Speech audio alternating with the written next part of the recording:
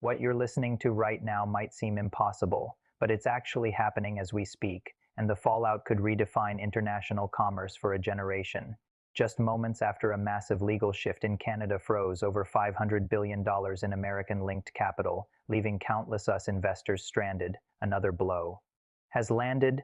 This next move could change the cost of everything you buy. At exactly 11:47 a.m. today, an urgent bulletin from Ottawa threw the entire shipping industry into a state of panic. What you're hearing right now may sound unreal, but it is unfolding in real time, and the consequences could reshape global trade for years to come. Only hours after a sweeping legal decision in Canada reportedly locked up more than $500 billion in US-connected capital, stranding a huge number of American investors, the situation escalated again. And this next move could affect the price of nearly everything consumers by T 1147. This morning, an emergency announcement out of Ottawa sent shockwaves through the shipping world.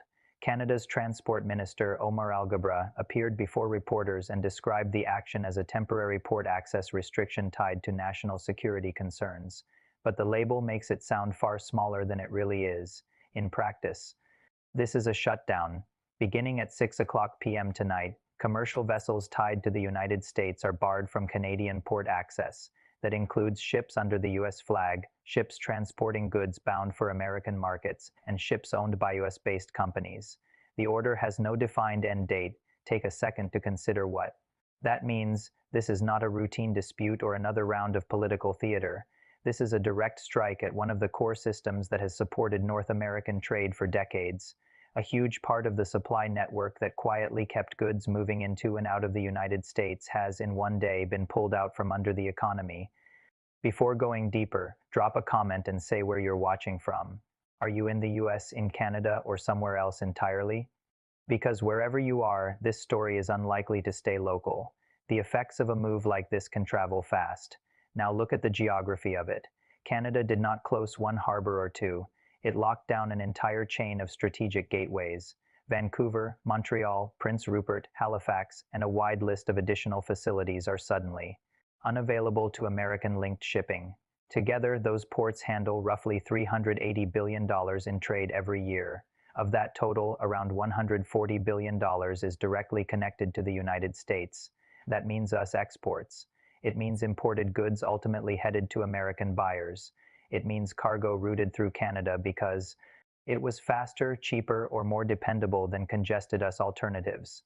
By the end of a single afternoon, that system was effectively erased. For a long time, Canadian ports have served as a pressure release valve for the United States. When major American gateways slowed down, as they often do, businesses shifted cargo north. Canada became the workaround. It was efficient. It was predictable. In many cases, it was the reason supply chains kept functioning. That fallback option is now gone. And this is where the risk becomes much more serious. US ports were already operating under strain before any of this happened. They were not built to absorb an instant flood of redirected cargo worth $140 billion. Freight doesn't simply teleport from one system into another without friction. When you force that much volume into an already stressed network, everything starts to jam. That means ships sitting offshore with nowhere to unload. It means containers stacking up faster than they can be processed. It means rail schedules slipping, trucking networks freezing, and warehouse space tightening. And when those delays keep spreading, they stop being a port problem and become a consumer problem. Eventually, that pressure shows up in distribution centers, on store shelves, and in household budgets. That is why the reaction was so immediate. Behind closed doors, the logistics industry is scrambling. Shipping routes refined over decades are suddenly unusable.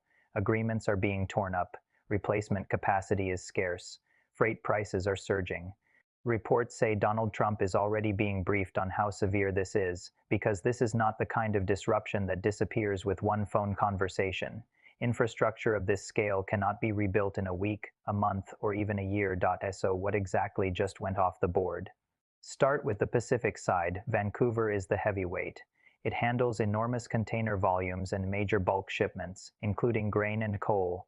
About $45 billion of the trade moving through Vancouver each year is tied to the United States. For many companies in the American interior, routing cargo through Vancouver and then Moving it inland by rail was often more practical than going through Los Angeles.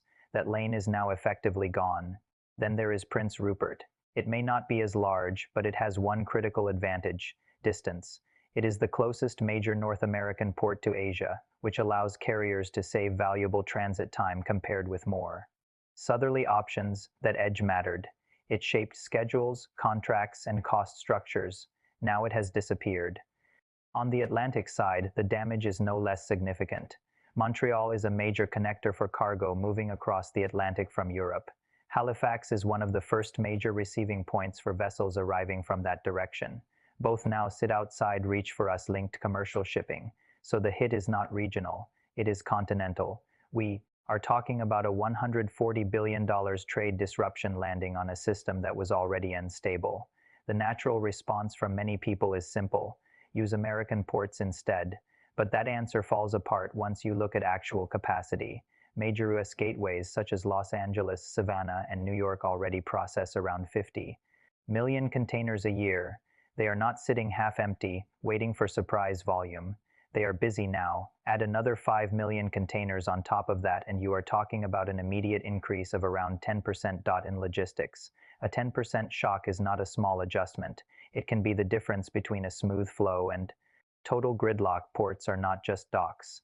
They are tightly timed systems that depend on berth availability, cranes, storage yards, rail access, labor coordination, truck appointments, customs clearance, and onward distribution.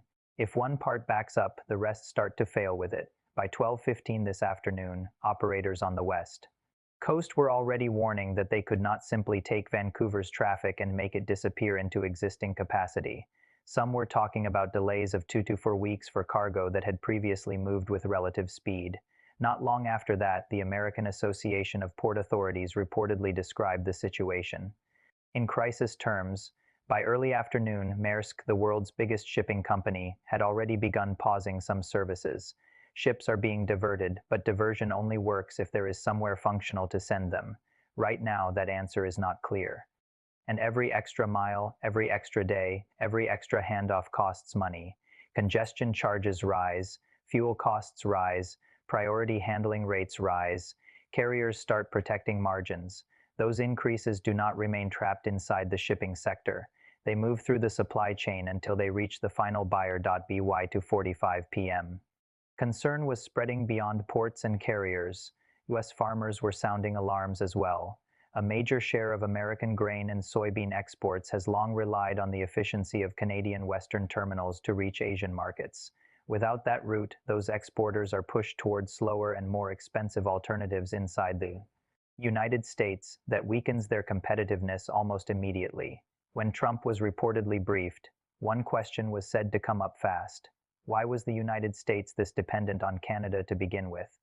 The answer is straightforward: because it worked, because it saved time, because it reduced cost, because companies build around the fastest routes available. But efficiency becomes a liability the moment access disappears. While 8 in the day, the White House was said to be calling the move economic aggression, but Canada's position appears to signal that this is not a symbolic gesture and not just a negotiating feint. It is leverage applied with intent. And there is another layer to this that could matter just as much as the ban itself. The lockout does not appear to apply to everyone. Europe, Japan, and South Korea still retain access to Canadian facilities. In other words, Canada has not shut down trade broadly. It has narrowed the door specifically against the United States. That changes the competitive balance instantly. If foreign exporters can still move through Canadian ports while American-linked companies cannot, then overseas producers gain a serious timing advantage. Their goods may reach North American destinations faster and with fewer obstacles than products tied to US supply chains. That is not just a shipping delay. That is a structural advantage handed to rivals. Some projections are already suggesting that shipping costs for US businesses could jump by 25% to 35% if this holds. That level of increase does not just squeeze margins. It changes business models. It affects sourcing decisions, pricing decisions, investment decisions, and ultimately the shape of the economy itself. From here, 3 broad outcomes seem possible. The first is rapid de-escalation. The United States and Canada reach terms quickly, the restrictions are lifted, and traffic resumes within days. But even in that best-case version, the damage is not fully undone. Trust has been broken. Companies that depended on Canadian routes will now know. Those routes can be weaponized. Some will look elsewhere, even if the border reopens fast. The second possibility is a prolonged standoff lasting months. That is where the real pain begins. Shipping costs climb sharply, delays compound, inventories tighten. Certain products become harder to find, businesses absorb losses or pass them on. The effect spills into growth, trade balances, and consumer inflation. The third possibility is the long reset. In that scenario, the United States is pushed into a multi-year effort to expand domestic port and logistics capacity at enormous cost that could mean hundreds of billions in infrastructure spending over the next decade. During that period, the US becomes less agile, less efficient, and less competitive, while Canada deepens commercial ties with Europe and Asia and strengthens its position as an alternative trade platform. That is why this moment matters. We are not looking at a minor policy adjustment. We are looking at the freezing of $140 billion in trade flows, a U.S. port network under sudden pressure, and no easy short-term fix anywhere in sight. What changed today is bigger than one order from one government. It is a challenge to the basic architecture of how goods have moved across North America for years. So the real question is no longer just how this confrontation ends. The deeper question is what the system will look like after it ends and whether the old version of North American trade survives this at all.